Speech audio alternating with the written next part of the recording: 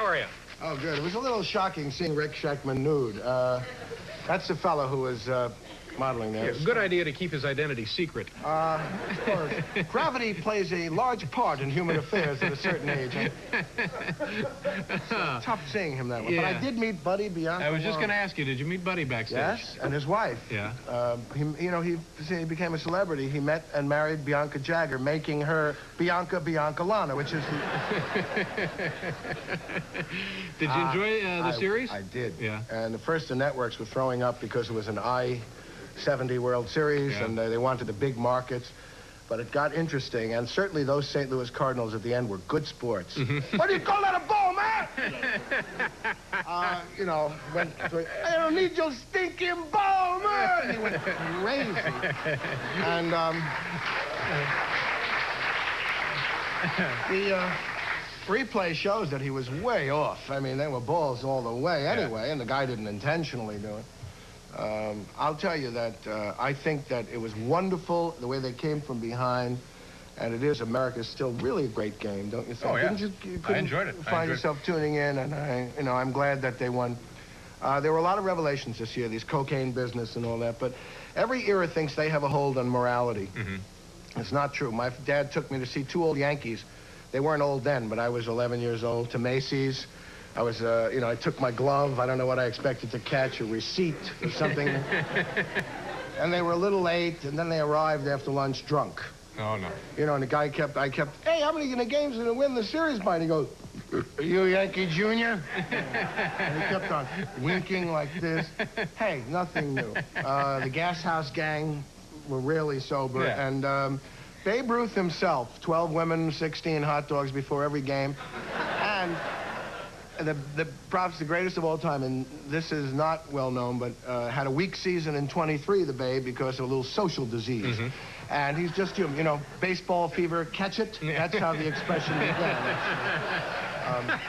Babe had a dose of baseball fever. Yes. I didn't realize that. Babe had a dose of baseball fever, and they're human. Sure they are. And I don't think that, the judge criticized people for cheering Keith Hernandez when he came back after these revelations. The Cardinals had people on their team that were involved in drugs and one with homicide and so forth. I didn't notice them booing them, so, Yeah, what about you? Have heroes that you think people look up to today, or... Don Prudhomme. Mm-hmm. I thought it was a good name. Pretty obscure. The joke didn't work for you. Why did I try it? Because you recognize a well-crafted joke when you hear one. I think it deserved a better fate, but you have to know about those guys. You know what? We have certain heroes, after all, that double reversed, lo and behold, turn out to be real heroes. As you know, I was a history political science major. Sure. George Washington, for example, I didn't need a CBS series to tell me he was a great man. Barry Bostwick played him. Oh, yeah, a year ago. Yes, but the fact is that George Washington was the first, I think, case of multi-hype in this country.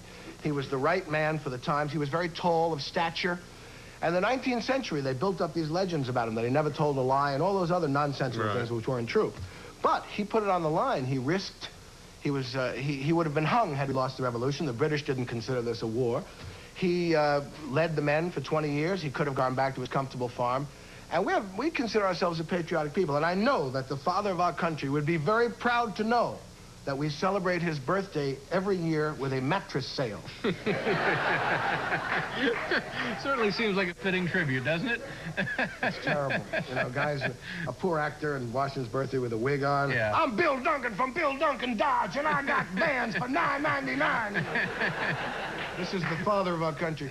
Or if you're watching late at night, the Civil War, America's worst conflagration, In point of fact, it was mutilating weapons that had advanced far beyond medicine. There was amputation for everything in that war. Mm-hmm. And, they say, and capture it all in a Civil War chess set. I mean, that's saying a lot, The realism of General Lee's face. It's molten lead. It could be Eddie Murphy. You wouldn't know who it is. And they have the nerve, you get a piece for $35 every 3 months from the Franklin Mint or something, and you get the whole set, play a nice game of chess with your friends in the year 2034. But certain people have been cheated by destiny. The lesson for us all in Buddy Biancalana. Mm-hmm. And boy, did they keep on mentioning your mentioning of him. Yeah. He outplayed himself, and maybe this will set him on a new superstar trend. He had a really good series. He had a great series, and probably it was David's doing. Thank you very much. Buddy's skills have nothing to Thank you.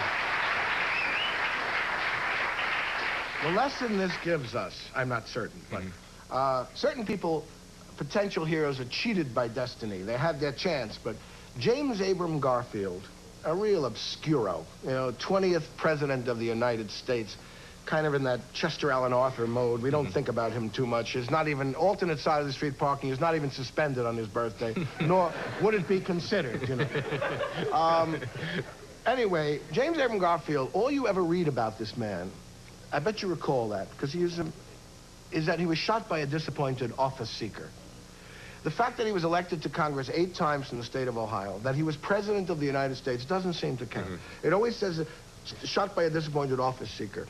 You look at a child's milk container collection of the presidents with a cogent fact about each, or the calendar from your cleaners. It says, Thomas Jefferson purchased Louisiana. George Washington, father of our country. James Abram Garfield, shot by a disappointed office seeker. You look in the Encyclopedia Britannica under Garfield, James Abram. It says, see office seeker, disappointed. I mean, no one even cares. No, that's tragic. Yeah, that's no good. We usually have you on after animals, but tonight you're out of here ahead of the animals. Turtles. Yeah, let's talk about It's in my contract. When I'm on this show, You've got to be animals before must the be animals. here. And we'll come back to talk about this and many more other fascinating aspects of this man's life.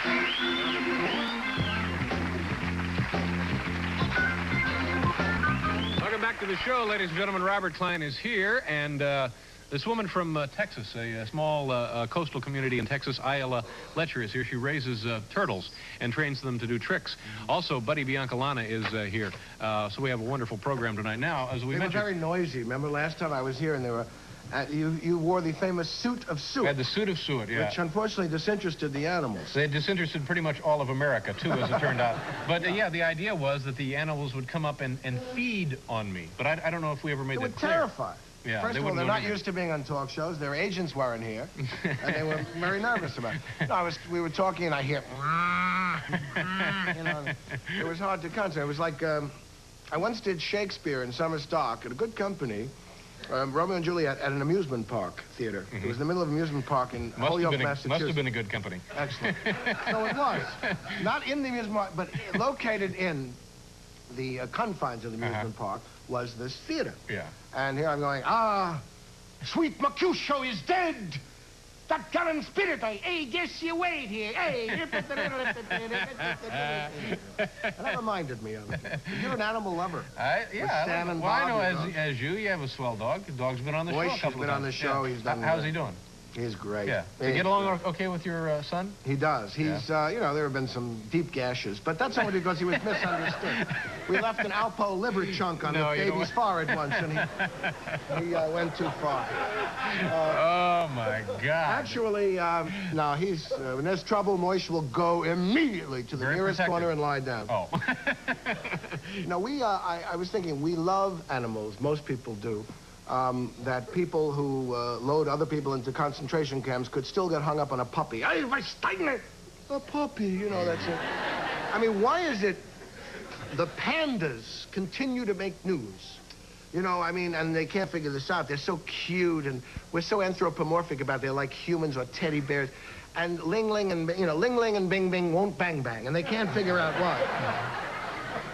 Well, tell me how much sex you'd have with, 150 graduate students with clipboards watching you 24 hours a day. Be tough. Leave them alone. Yeah. But what I'm trying to figure out, and can never, is how can we love animals at the same time we eat them? I went to the home of a shepherd, the only shepherd I know. She served us lamb. It was number 6. He was a genetic experiment gone awry, and he wound up in her freezer. But, it depends on how you think about it. For example, I went to New Orleans, did Nicholls State University. And Robert, you ever see Justin Wilson, that Creole? Oh, yeah, yeah. I tell you put some mustard on that, I guarantee you're going to have a good, Well, he said, hey, Robert, you got to have some squirrel. And how much squirrel you got? 6 or 7 squirrel. It's squirrel. And I wasn't sure if that was a euphemism for something else. I said, do you mean our little furry friends from Central Park. You eat, you know. And I thought to myself, how repulsive, because you're eating a rat. I mean, a squirrel has a bushy tail. It's cute, but let's face it, it has good public relations. It is a rat in disguise. It's a rodent. It's You a know, member of the rodent family. rodentia. Yeah. A bunny at least has large ears. A squirrel has rat ears. It's everything a rat except for a bushy tail. But they eat it, and they say, what does it taste like? Everything tastes like chicken, Yeah. of course. You know, oh, it tastes like chicken. An alligator's butt tastes like chicken, you know. But in this one, they said, well, they always say, it's how you cook it, you know, Robert. You got to cook it right, you know? You got to make the roux, R-O-U-X, Yeah. which is an incredibly overpowering paste of various, liquids and stuff, so that it obliterates the taste of the squirrel, which you never wanted to eat in the first place, you know? On the other hand, I eat meat, right? And I remember there's this commercial for some beer where a guy is, very exotic job, I've never seen it, it's herding cattle from a helicopter. You ever seen that? Mm-hmm. Yeah. You know, and he goes, he makes a funny statement. He goes, come on, he's terrorizing this little calf with a bell cobra. You know, he's coming in on him. And, and then he goes, come on, little doggy, we're going to get you back to your mama. I mean, what is he kidding with that stuff? You're going to get you back to your mama, cut your throat, hang you by your feet, and eat you. You know? And I'll eat it. I will eat it. When I eat meat, it's already dead, believe me. But I have someone else do my killing. You will be at the, you ever been to Miami of Ohio before? Yeah, I'm taking suntan lotion and everything. No. That's the wrong one. This is the wrong at Miami. Miami of Ohio in Oxford, Ohio. I was in Manhattan, Kansas last week. Yeah, it's a lot different than Manhattan. But no, Oxford's a great little community. And then Rochester on November 14th. I'm doing several colleges lately and having a good time. Good for you. Nice to see you again. I'm also making a cassette about stopping smoking for the Cancer Society. Not the kind of thing you definitely want to plug necessarily on a comedy show. Well, good for you. I appreciate you mentioning Because you that. never smoked. You're all right. Good to see you again. Are you done? I am. All right, Robert KLEIN, ladies and gentlemen. We'll be right